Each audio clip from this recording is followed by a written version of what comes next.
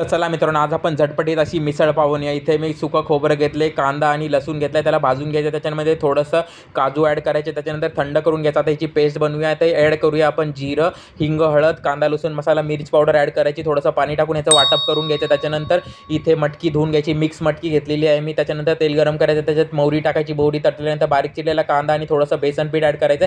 त्याच्यानंतर याच्यात वाटप केलेलं ते वाटण ॲड करायचं, चांगलं भाजून घ्यायचं. त्याच्यानंतर बारीक चिरलेला टोमॅटो ॲड करायचं. त्याच्यानंतर चवीनुसार मीठ टाकायचं आहे. त्याच्यानंतर कढीपत्ता टाकायचा आहे, कढीपत्ता थोडं, आणि ह्याच्यानंतर हे सगळं शिजवून घ्यायचं आहे 5 मिनिटं. त्याच्यानंतर ह्याच्यात आपण मटकी धुतलेली मटकी ॲड करायची. त्याच्यानंतर चवीनुसार आपल्या कन्सिस्टन्सी हिसाबाने याच्यात पाणी ॲड करा आणि आता याला शिजू द्या. 15 मिनिटं याला झाकून शिजून द्यायचं आहे. थोडं मध्ये मध्ये हलवत राहा चमच्याने हे.